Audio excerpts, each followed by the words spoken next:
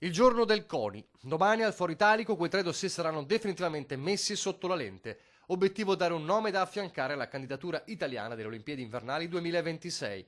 Non è chiaro se l'esito arriverà in giornata o se ci sarà bisogno di ulteriore tempo, ma è indubbio che l'asso nella manica del Veneto, Cortina Dolomiti, abbia sparigliato le carte, per un motivo concreto: l'analisi tecnica dei vantaggi e delle cifre, l'analisi che il governo ha chiesto al CONI di usare come vero parametro. La battaglia agli sgoccioli lo sa bene chi, come il numero uno di Palazzo Balbi, ha lanciato la sfida supportato dal mondo imprenditoriale. Cortina è l'outsider, ormai lo riconoscono tutti. Cortina è riuscita a porre una questione che è la questione di merito. O candidi una realtà come Cortina, che è il complesso degli sport invernali più grande d'Europa, dove le 15 discipline olimpiche si svolgono tutte in montagna, oppure candidi in una città metropolitana con i vantaggi e gli svantaggi di una città metropolitana. Uno per tutti, faccio l'esempio di Milano.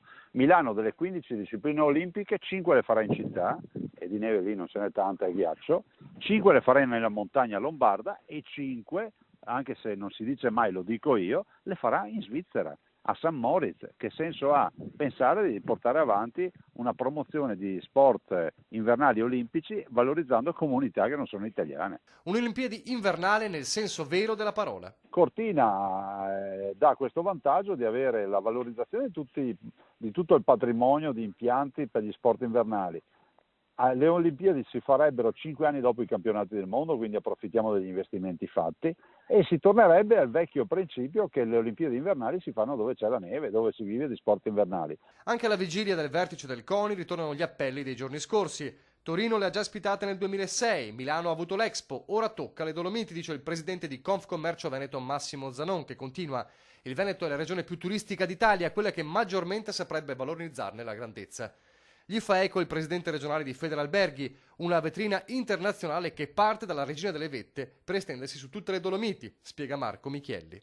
Un match difficile ma non impossibile se si pensa alle cifre low cost, alla sostenibilità ambientale, al record di 7 discipline olimpiche concentrate in un'unica città candidata, senza dispersioni.